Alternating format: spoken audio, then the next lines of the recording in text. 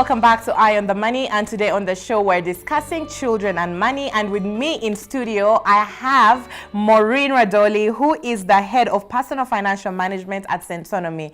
Now Maureen, you are talking to us about basically how the importance of financial literacy from a young age cannot be understated, and why this should even start right from within the homes. As parents, what are some of the little things we need to do to instill that sort of discipline in children? And you had even talked to us about, involving them in some of the decisions, letting them see how you plan how to handle money. But I would like to tackle an aspect whereby, fine, we're teaching children how to manage money, but we're seeing a situation where children have also started making money from an early age, right? So you'll find a child, for example, like your son who's turning 4, maybe they'll have a small role in a local drama show, they'll make money from that, or they'll be on a billboard, maybe an insurance bill. I mean, children have started making money from an early age. In that situation, for a child who's cautious and they know, okay, now I'm working, because that's how they're making the money, how do you handle them knowing that they have this big amount of money in the bank? How much access should you let them have to accessing that money, planning for that money? How do you handle such a situation of maybe a child who started working from a young age and managing their money? No, we talked, in fact, that brings me back to one of our programs. We teach teenagers on how to manage their money. And during the last class, I was privileged to train them.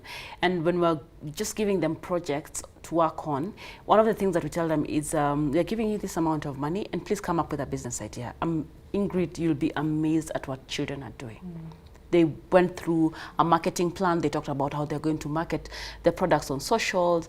They came up with complementaries. They came up with the same product but different categories. So they were actually targeting premium clients. They're targeting. So they came up with different customer segments. And I'm like, these kids, and we're talking about 12-year-olds who have that kind of a mindset.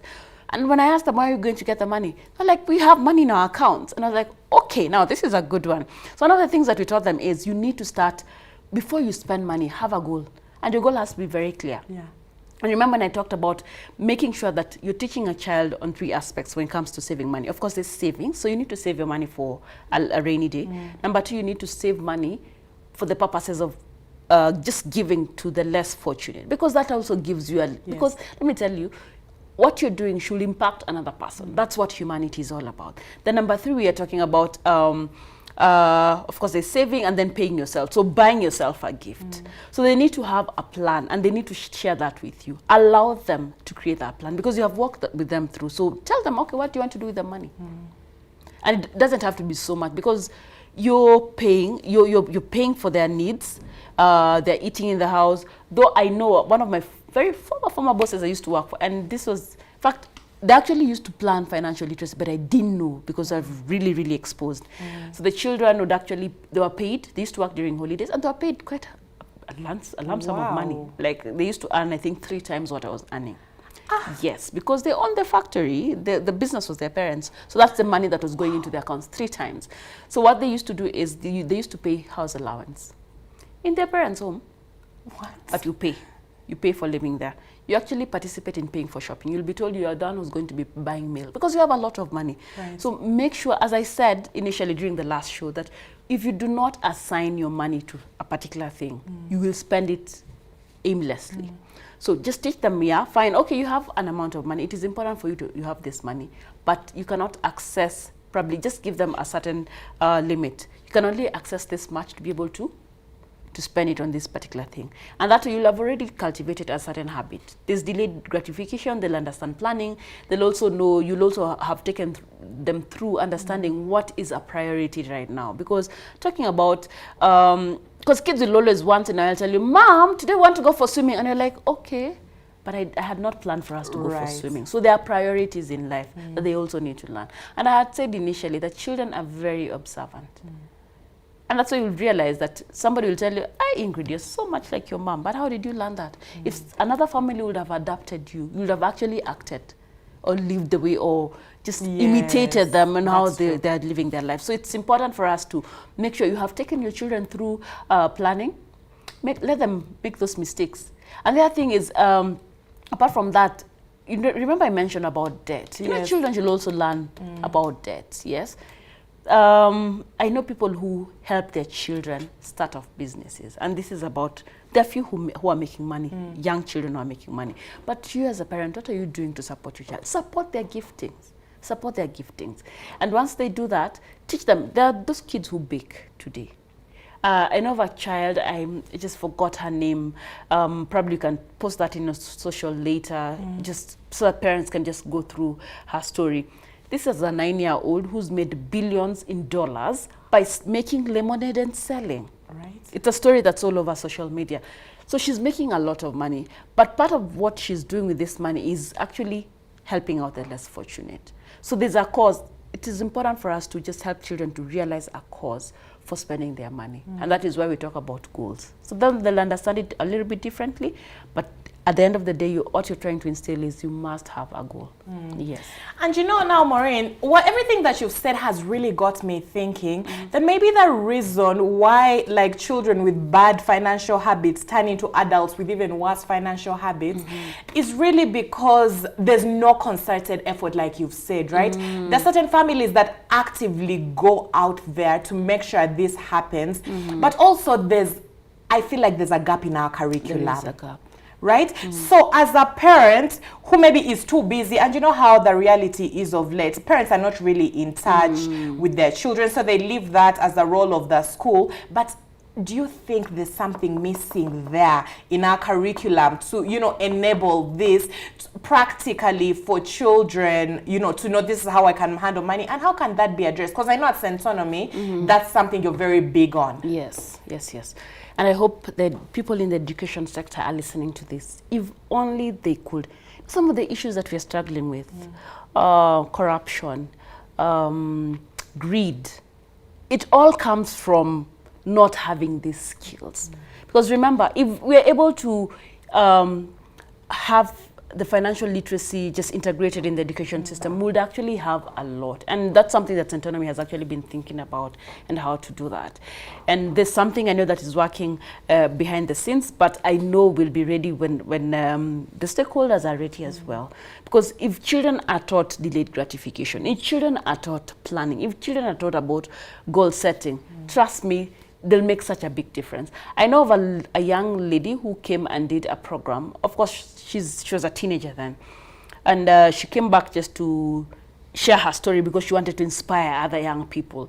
And she was like, you know what, I started baking vegan cakes because I realized there are very few people who bakes vegan cakes. Because people use milk and eggs, but she realized there's a market that there is a big market that would want to have vegan pastries. Yes. So she went ahead and started doing that. Do you know this girl, without the help of the parents, financed her trip to Portugal when she was 19 years old. Wow. So that is the kind of people, citizens that Kenyans should have. Like at 19 years old, I should have been able to actually raise money to pay fees for myself and help another needy child in class. Or perhaps if, you know, like you learn to take up responsibilities when you're young, taking charge of your life, it can be such an exciting thing, and parents will no longer need to worry about now, if something happens to me, now what next? Even if you're writing a will, because that's one of the modules we teach in class, that when you are writing a will, you're of course leaving what you have worked for your children, and we should actually be doing that, just giving our children a little bit of a soft landing in life, to start off in life. So are you living a responsible adult to manage your estate? So if you're able to handle that when you're still very young, trust me, this Kenya will be a very different place to live in. Science, because it's a beautiful country, and it requires beautiful people with the right skills. Yes. So even as you wrap it up for us, like we did in the final episode, if you were to leave us with a financial tip in like just teaching them young, training your child on good money skills from a young age, what would you tell parents? Number one, they need to learn that for you to be able to earn money, there's an effort that has to be put in. Like you need to put some effort in order to get some money. Then number two, you need to start saving. Yes, and save, and you don't need to have a lot of money, because again, when you're involving your children, giving them like 50 shillings, 100 shillings, that's almost like $1, yes? But within that, with that dollar, they can actually save a quarter of it, or maybe 20% of that, and they're able to put that money aside.